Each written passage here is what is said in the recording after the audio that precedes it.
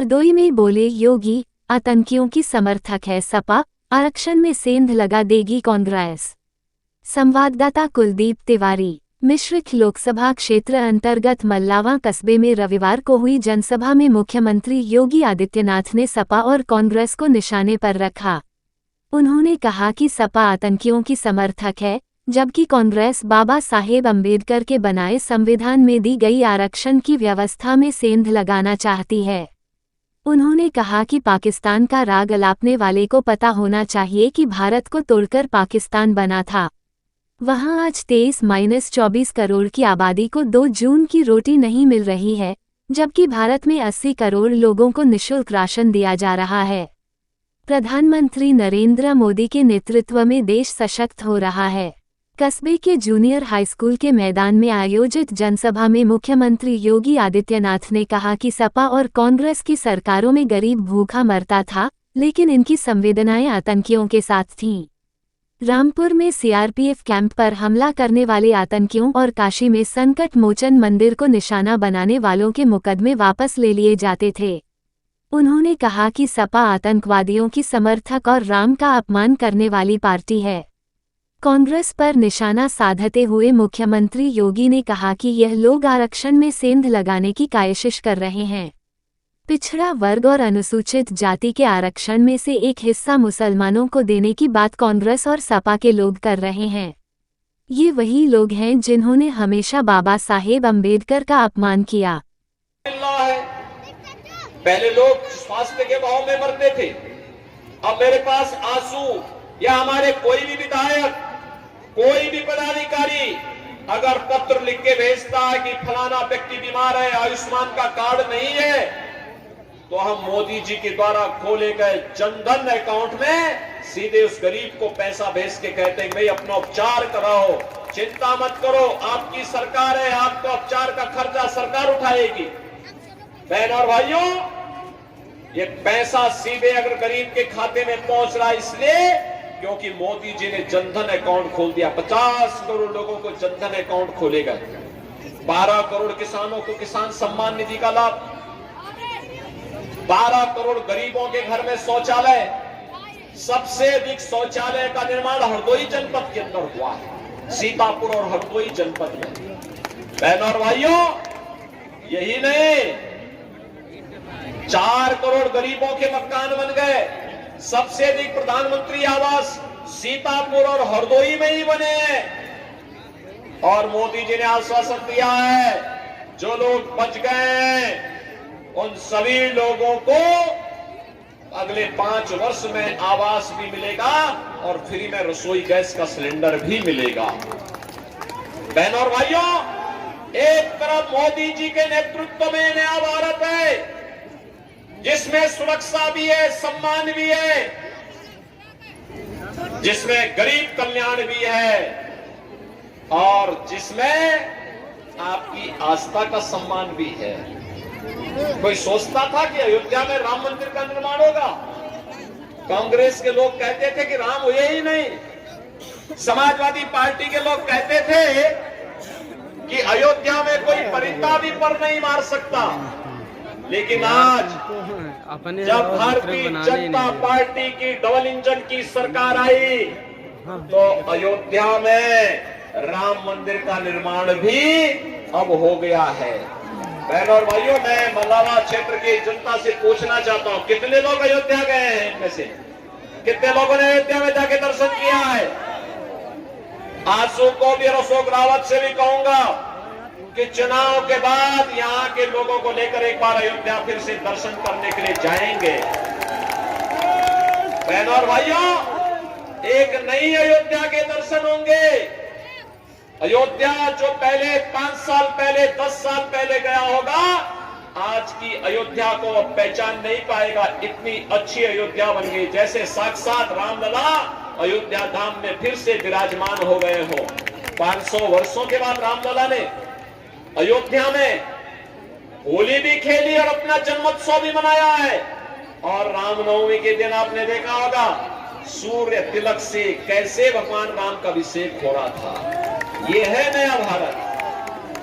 विरासत भी है, विकास भी है, जन विश्वास भी है आपकी सुरक्षा भी है, सम्मान भी है और समृद्धि के लिए भी नए नए कार्य हो रहे हैं। अभी मैं देख रहा था गंगा एक्सप्रेसवे जा रही है हरदोई जनपद में, इतना लंबा गंगा एक्सप्रेसवे का है।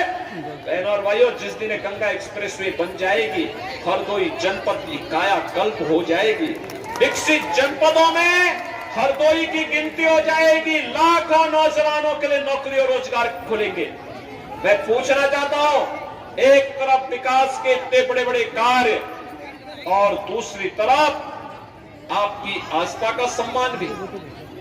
कांग्रेस सपा बसपा की सरकारें कर क्या रही थी? इनकी जब सरकारें थी गरीब भूखों मरता था, ठंड से ठिठुरने के लिए मजबूर होता था, बीमारी में स्वास्थ्य सुविधाओं के अभाव में दम तोड़ता था और इनकी संवेदना तब गरीब के प्रति नहीं होती थी।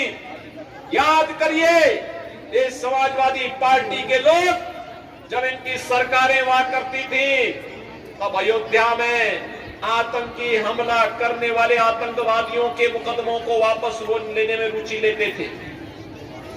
इन्होंने रामपुर में सीआरपीएफ कैंप पर आतंकी हमला करने वाले आतंकवादियों के मुकदमों को वापस लिया था।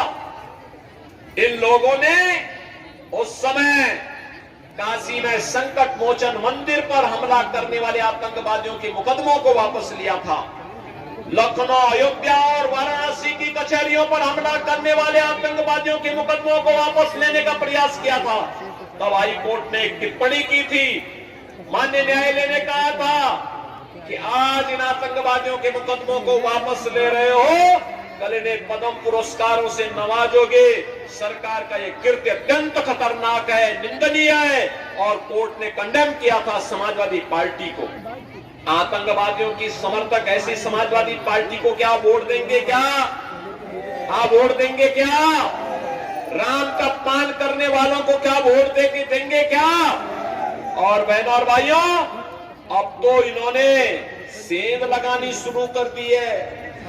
जब इनको लग गया कि अब कुछ नहीं होने वाला है, जनता बहरंग करने वाली है, अब ये लोग क्या करने जा रहे हैं?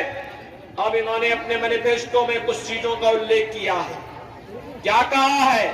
कहा है कि अगर कांग्रेस और समाजवादी पार्टी की सरकार आती है तो पिछड़ी जाति को मिलने वाले आरक्षण में से एक हिस्सा मुसलमानों को दे देंगे। क्या हिंदुस्तान स्वीकार करेगा? क्या अनुसूचित जाति जनजाति को मिलने वाले आरक्षण में से एक हिस्सा काट करके मुसलमानों को दे देंगे? क्या हिंदुस्तान इसको स्वीकार करेगा? क्या? अरे ये बाबा साहब भीमराव अंबेडकर का अपमान है। कांग्रेस ने बाबा साहब भीमराव अंबेडकर का हमेशा अपमान किया, समाजवादी पार्टी ने भी बाबा साहब भीमराव अंबेडकर का अपमान किया और आज ये आपके आरक्षण के अधिकार पर भी सेंध लगाने का कुत्सित प्रयास कर रहे हैं। कांग्रेस और समाजवादी पार्टी के इन मंसूबों को हमें पूरा नहीं होने देना है। और इस देश से मोदी जी ने कहा है आत्मनिर्भर भारत और विकसित भारत बनाने के लिए। आत्मनिर्भर भारत का मतलब हर नौजवान आत्मनिर्भर होगा, उसके हाथ को कार्य होगा। आत्मनिर्भरता का मतलब हर अन्नदाता किसान आत्मनिर्भर होगा। आत्मनिर्भरता का मतलब हर महिला आत्मनिर्भर होगी। 3 करोड़ ड्रोन दीदी बनाने का एक लक्ष्य प्रधानमंत्री मोदी जी ने दिया है। इन्हें लखपति दीदी के रूप में हम बनाएंगे। यह काम मोदी जी ने अभी से काम करना प्रारंभ कर दिया है। व्यापारी के व्यापार को आगे बढ़ाने के लिए तमाम योजनाएं आएंगी। हस्तशिल्पियों का सम्मान होगा और भारत दुनिया का सिरमौर होगा। हमारा देश दुनिया का सिरमौर हो, किसको खुशी नहीं होगी? आप खुश होंगे ना हमारा देश अगर विकास करता है तो। हमारे देश का विकास का मतलब आप सबका विकास, हर गांव का, हर गरीब का, हर किसान का, हर नौजवान का, हर महिला का, हर एक का विकास। और इसीलिए हम लोग आए हैं। हमें विकसित भारत के लिए इस चुनाव में वोट करना है। आप सहमत हैं?